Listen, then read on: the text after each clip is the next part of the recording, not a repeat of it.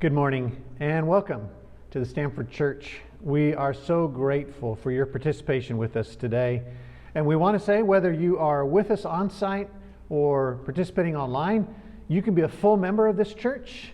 You can participate meaningfully in our adventure of learning to live a life of love. And if you do live in this area locally, we invite you to be with us in person. We hope that we can see you next Sunday. If online is the best option for you, please make use of the resources that we're investing in so that you can live this life of love wherever you are. If you go to our Facebook page, you'll find these services archived there. You can watch them, you can share them. On our website, you'll be able to catch the sermon content and share it from there. You can pick up class content as well, and you'll be able to see Embrace, which is our weekly communication tool. You'll be able to find all the information about what's going on there. We don't apologize either for asking you to be a financial partner with us. It takes resources to sustain ministry like this. And so we invite you even today to join us in that financial partnership. You can go to our website and donate through the website. You can place cash or checks in the offering plate, which is in the foyer here on site. You can email us through the website and we'll help you walk through setting up electronic transfers, and then you can even text the number that's on your screen right now, and that'll go directly to our general contribution. Many of us have not spent a lot of time in the book of Daniel, which is our focus right now on Sunday mornings. If we know anything at all about this book, it's almost certainly the two stories that we're looking at this morning, the fiery furnace and the lion's den. So in Daniel chapter 3, we have this story that's taking place in Babylon under a king named Nebuchadnezzar. Daniel and his three friends, Meshach, Shadrach, and Abednego, are living there in exile. The Babylonians have taken over Jerusalem and forcefully relocated people to Babylon. King Nebuchadnezzar builds this enormous statue, an idol, and demands that people in the empire bow down and worship this idol. He especially invites and urges and demands the leadership of the empire to do so, and they do, but we're told there are three who will not: Meshach, Shadrach, and Abednego. And the king learns of their disobedience when some jealous leaders pointed out to him. Daniel chapter 3, verse 8. Therefore, at that time, certain Chaldeans came forward and maliciously accused the Jews. They declared to King Nebuchadnezzar, there are certain Jews whom you have appointed over the affairs of the province of Babylon, Shadrach, Meshach, and Abednego. These men, O king, pay no attention to you. They do not serve your gods or worship the golden image that you have set up. These accusers are motivated by jealousy. They speak maliciously because they view these outsiders of a different race and a different faith as taking positions that rightfully belong to them. The king erupts in anger at this news, a sure sign that none of this has to do with genuine piety or devotion or faith, that all of this is about power plays and prominence in the empire. And so in verse 15 we read, but if you, the king says to Meshach, Shadrach, and Abednego, if you do not worship, you shall immediately be cast into a burning fiery furnace. And who is the God who will deliver you out of my hands?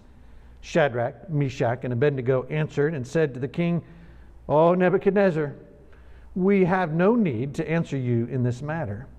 If this be so, our God whom we serve is able to deliver us from the burning fiery furnace, and he will deliver us out of your hand, O king. But if not, be it known to you, O king, that we will not serve your gods or worship the golden image that you have set up. In burning anger, the king throws these three men into a fiery furnace, perhaps the very furnace that was used to make this colossal image. And when he does, the king is amazed at what he sees, because the three men survive, and with them is a fourth figure whom he calls a son of the gods. And their clothes are not singed, their hair is not burned, there's not even the smell of smoke on them. And as a result, King Nebuchadnezzar praises the God of the Jews. Verse 28, "Blessed be the God of Shadrach, Meshach, and Abednego, who has sent his angel and delivered his servants who trusted in him, and set aside the king's command, and yielded up their bodies rather than serve and worship any god except their own. Therefore I make a decree: any people, nation, or language that speaks anything against the God of Shadrach, Meshach, and Abednego shall be torn limb from limb, and their houses laid in ruins. For there is no other God who is able to rescue in this way." Then the king promoted Shadrach, Meshach, and Abednego in the province of Babylon. In Daniel chapter 6, the Persians have now taken over the Babylonians. The king is named Darius. And just as in Daniel chapter 3, so now in Daniel chapter 6, the king demands empire-wide worship. He forbids praying to any god or gods except to him. Verse 3, once again, jealous leaders in the empire bring news to the king of someone who does not obey his decree. Then this Daniel became distinguished above all the other high officials and satraps, because an excellent spirit was in him, and the king planned to set him over the whole kingdom. Then the high officials and the satraps sought to find a ground for complaint against Daniel with regard to the kingdom, but they could find no ground for complaint or any fault, because he was faithful, and no error or fault was found in him. Then these men said, "We shall not find any ground for complaint against this Daniel unless we find it in connection with the law of his God." Then these high officials and satraps came by agreement to the king and said to him, "O King Darius, live forever." All the high officials of the kingdom, the prefects and the satraps, the counselors and the governors, are agreed that the king should establish an ordinance and enforce an injunction that whoever makes petition to any god or man for 30 days except to you, O king, shall be cast into the den of lions. Now, O king, establish the injunction and sign the document so that it cannot be changed according to the law of the Medes and the Persians, which cannot be revoked. Therefore King Darius signed the document and injunction. Just as jealous leaders of the empire maliciously spoke against Shadrach, Meshach, and Abednego, so now jealous leaders in the empire speak maliciously against Daniel, using faith and religion as a weapon against him. Daniel's three friends were told in Daniel chapter 3 that they must bow down and worship that idol. Daniel is told in chapter 6 that he must not pray to any god except the king. Daniel disobeys. He continues his daily routine of praying 3 times to his God, and he is reported to the king. Only in this story, the king is dismayed. He actually likes Daniel, but this decree has gone out. He can't change the decree. So Daniel is brought in. He's tossed into this den filled with hungry lions. A stone is placed on the top. The next morning, the king comes back, hopeful, ironically, that Daniel's God has managed to deliver him. And this is what he finds. Verse 20, the king declared to Daniel, "O Daniel, servant of the living God, has your God, whom you serve continually, been able to deliver you from the lions?" Then Daniel said to the king, "O king, live forever. My God sent his angel and shut the lions' mouths, and they've not harmed me, because I was found blameless before him. And also before you, O king, I have done no harm." Then the king was exceedingly glad and commanded that Daniel be taken up out of the den. Those who reported Daniel to the king are instead thrown into the lion's den and die. And the king, just as in chapter 3, now in chapter 6, the king praises the God of the Jews. Verse 25, then King Darius wrote to all the peoples, nations, and languages that dwell in all the earth, "Peace be multiplied to you. I make a decree that in all my royal dominion people are to tremble and fear before the God of Daniel. For he is the living God, enduring forever. His kingdom shall never be destroyed. His dominion shall be to the end. He delivers and rescues. He works signs and wonders in heaven and on earth. He who has saved Daniel from the power of the lions. There's so many lessons in these two stories, and this morning we'll just focus on two. Number one, it is notable the way in which in both stories people use faith and religion and piety as a cover for injustice. In the book of Daniel, the powerful use religious faith to take down the powerless. People of the majority race and religion use piety against the people of the minority race and religion. Injury and injustice are committed in the name of the gods. Some will always shape faith to subjugate and decimate those who are unlike them. But others, like Daniel and his three friends, are shaped by faith to serve the one who made them all. For some, faith will fuel radical selfishness. For others, like Daniel and his three friends, faith fuels radical selflessness. And it is challenging to consider modern day comparisons. For example, before members of the far-right group Proud Boys marched on the U.S. Capitol in January, some of them stopped to kneel and pray in the name of Jesus. There was a mock election banner hanging that said, Jesus 2020. There was a white cross present. Piety used as a pretext for violence. In addition, white Christians are consistently more likely than whites who have no religious affiliation at all to deny the presence of systemic racism.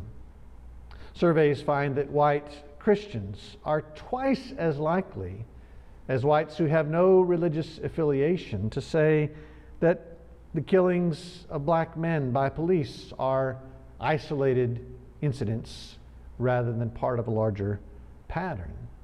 And the surveys seem to suggest that at least some experiences of faith and religion skew a person's view of people who are not like them. Rebecca McLaughlin writes about the connection between religion and violence. She quotes the famous British philosopher who, in 1930, Bertrand Russell, said this: "Religion prevents us from removing the fundamental causes of war. Religion prevents us from teaching the ethic of scientific cooperation in place of the old fierce doctrines of sin and punishment.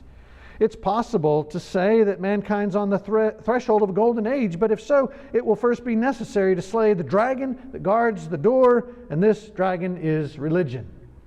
Now, obviously, he is overstating his case, and there are historical examples to back some of what he says. Hitler himself claimed that he was following the will of the Almighty Creator. Hitler marshaled the power and influence of the German churches to accomplish his acts of injustice. The book of Daniel warns us against the use of faith and piety as a cover for violence and injustice. And what an important reminder that is for us on this day as we dedicate 3 children.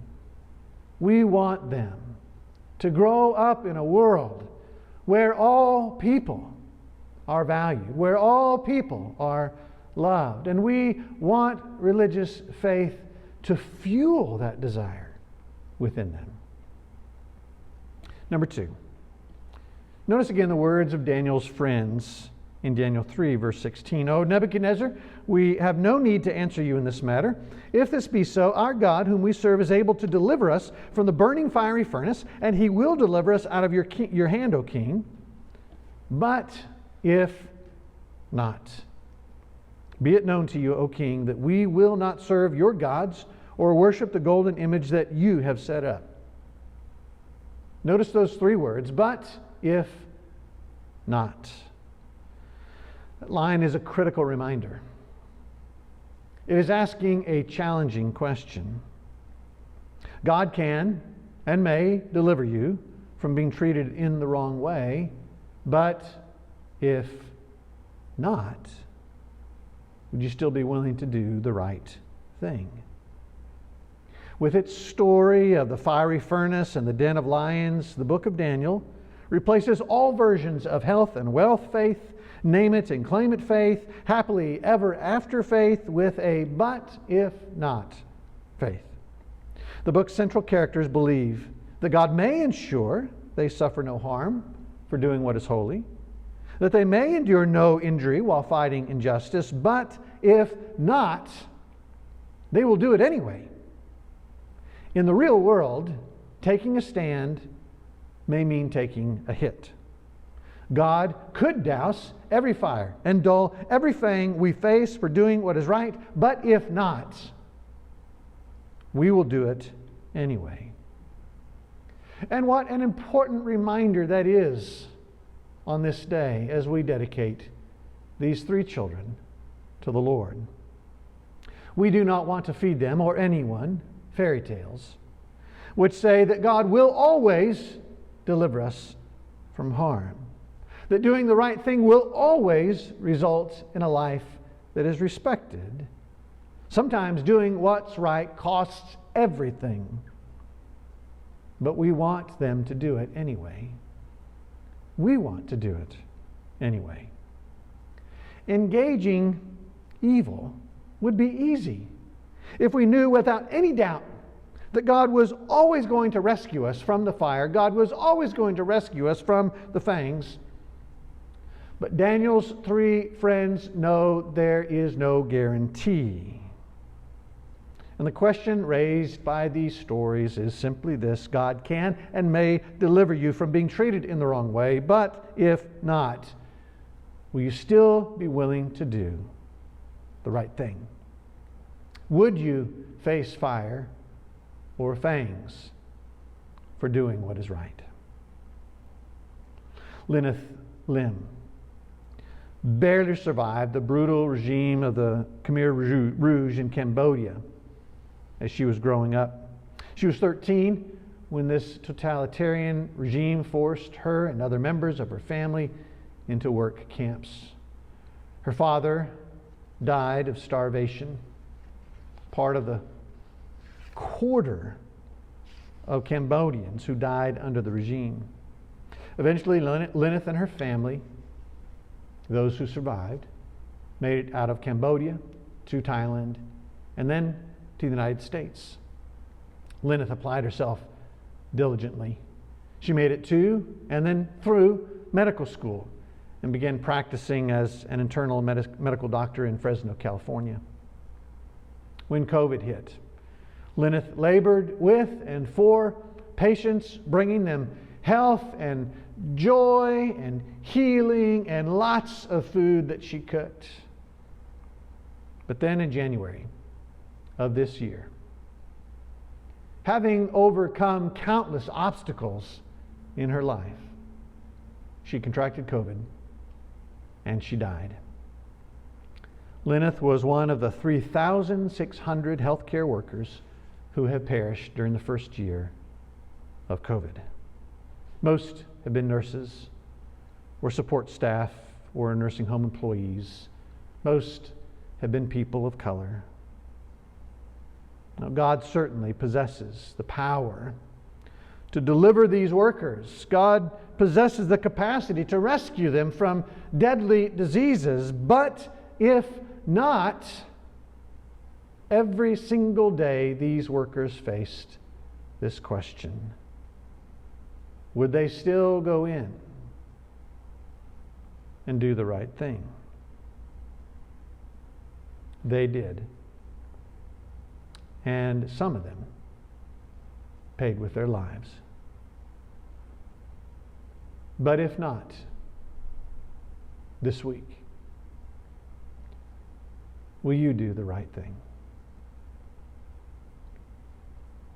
May God bless you as you live a life of love this week.